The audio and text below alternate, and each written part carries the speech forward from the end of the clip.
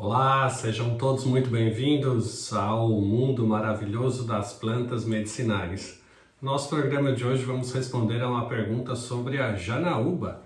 Um dos nossos teleouvintes perguntou sobre a aplicação dessa planta medicinal, popularmente empregada para fins anti-inflamatórios e para gastrites. Essa é uma planta chamada Euphorbia umbellata.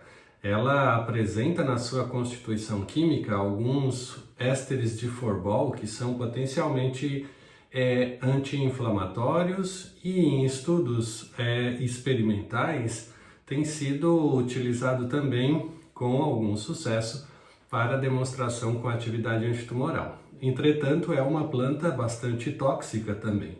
Essas plantas que contêm látex na sua constituição, aquele leitezinho amarelinho, né?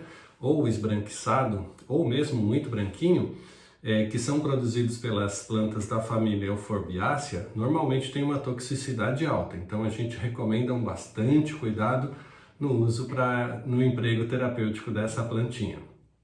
Muito interessante também que foi validado para essa planta algumas atividades biológicas, sempre em estudos ainda em animais de laboratório que não tem uma validação ainda para o emprego em humanos. No entanto, ela tem boas informações terapêuticas para uso popular.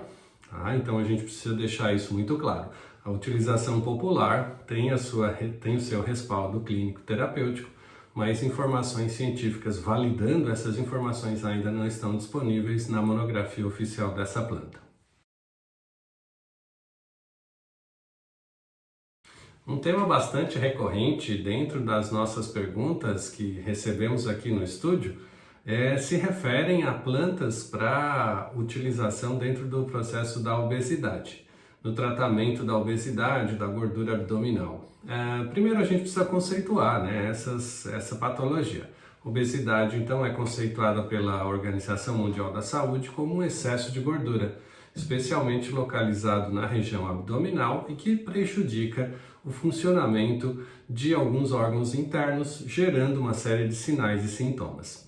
Algumas consequências dessa obesidade abdominal se referem então a um prejuízo metabólico, a risco cardiovascular aumentado, a prejuízos de motilidade e de funcionamento dos órgãos internos, porque as gorduras intraabdominais se depositam sobre os órgãos, impedindo a irrigação sanguínea normal desses órgãos. Então tem um prejuízo hepático, um prejuízo renal, um prejuízo da função intestinal. Algumas causas são muito relacionadas com a obesidade, incluindo aí o desequilíbrio energético, né, entre o consumo de alimentos e o gasto dessas energias produzidas pelos alimentos. Então uma vida sedentária normalmente está associado a esse prejuízo energético. Nós temos uma segunda causa que é uma causa endócrina mesmo, por distúrbios hormonais. É o caso de hipotireoidismo, de fadiga adrenal e de outras alterações hormonais que podem estar induzindo a obesidade. E ainda podemos ter causas genéticas, né, familiares, como o caso da hipertrigliceridemia, hipercolesterolemia, colesterol e triglicerídeos altos no sangue, que de origem genética, familiar, que podem também contribuir para a obesidade. Para cada uma dessas diferenças entre a origem da obesidade, nós vamos encontrar um conjunto de plantas que a gente vai estar trabalhando com vocês nos próximos programas. Para a obesidade induzida por um desbalanço energético, em geral a gente utiliza plantas chamadas de termogênicas. São aquelas plantas que aumentam o consumo e a degradação de ácidos graxos dentro dos adipócitos, dentro das gorduras, do tecido gorduroso. Então aumentam a queima de gordura. São chamadas coletivamente de plantas termogênicas, porque elas geram mais energia a partir do depósito de gordura localizada dentro dos adipócitos. O segundo grupo são plantas úteis para o tratamento de distúrbios endócrinos. A gente pode ter aí o que a gente chama de plantas adaptógenas.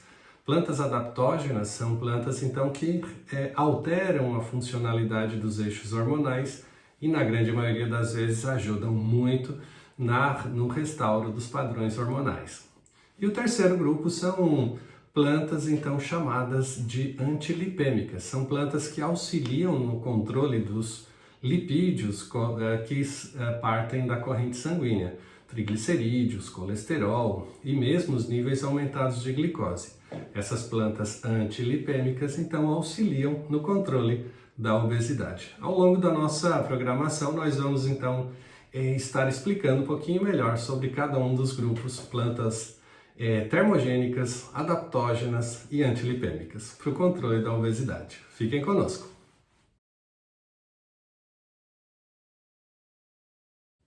Dentro do grupo de plantas termogênicas, são aquelas plantas que aceleram o metabolismo, nós vamos encontrar aí a Citrus aurantium, conhecida popularmente como laranja amarga. Então o extrato de laranja amarga faz um efeito termogênico bem interessante, ele quebra as gorduras intra-adipócitos e disponibiliza então mais energia para o organismo, por isso são chamadas então de termogênicas.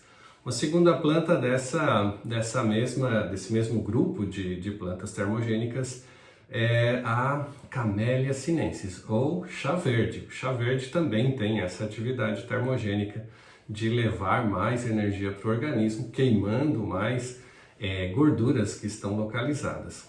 Da mesma família ainda, desse mesmo grupo de plantas, nós vamos encontrar também a Ilex paraguariensis, que é a erva mate. A erva mate, exatamente, a erva mate do chimarrão. Ela tem uma função termogênica bem interessante, seja na forma de chá ou mesmo de chimarrão, ou na forma de extratos secos padronizados, que podem ser então obtidos por processo de prescrição de um fitoterapeuta com capacidade e conhecimento na área. Um segundo grupo de plantas que são utilizadas no controle da obesidade, especialmente aquela obesidade induzida por uma alteração endócrina, do sistema hormonal, que tem a ver então com os distúrbios hormonais, hipotireoidismo, fadiga adrenal, a gente utiliza as plantas chamadas adaptogênicas ou plantas adaptógenas, como são chamadas também na fitoterapia. E dentro dessas plantas nós vamos encontrar algumas que são potencialmente bem conhecidas, como é o caso do Panax ginseng, o ginseng. Podemos encontrar também o Astragalus membranaceus, que é o astragalo, a Vitania sonífera, que é a Vitania mesmo, ou ashwagandha, é uma planta indiana super legal que faz essa atividade de adaptógeno muito interessante. Ela melhora as condições, assim como as demais, melhoram as condições de ativação do eixo hipotálamo, hipófise adrenal e restabelecem o padrão energético. Então melhoram a liberação dos hormônios e também são envolvidas no controle da obesidade.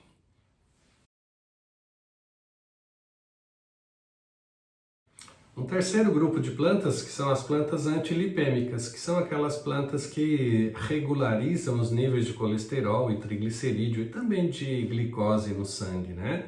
Essas plantas são bastante utilizadas e muito úteis porque elas reduzem a capacidade dos adipócitos de incharem, né, com o consumo das gorduras. Então ela diminui a absorção dessas gorduras, impedindo que elas se depositem lá no tecido adipóide. E com isso diminuem a obesidade abdominal. Essas plantas incluem aí uma planta muito interessante que é a Phaseolus vulgaris ou Phaseolus, ou o seu princípio ativo chamado de faseolamina. Faseolamina então ajuda na inibição da absorção dessas gorduras ao nível intestinal. Uma segunda planta desse mesmo grupo é a Cassia nomami, ou Camacrista nomami, como é atualmente conhecida. Ela contém um princípio ativo chamado cassiolamina. Cassiolamina também ajuda a diminuir a absorção dos lipídios ao nível intestinal. Dentro ainda desse conjunto de plantas, nós podemos citar aí a Garcinia cambogia, a Garcinia como um inibidor dos níveis basais de colesterol e triglicerídeo, e também o Amorphophilus konjac, ou Glucomannan, ou também conhecida como konjac. Essas 4 plantinhas ajudam então a controlar os níveis de colesterol, triglicerídeo e reduzem a obesidade em pacientes que estão em tratamento para o controle desse aumento do ganho de peso. E era isso por hoje.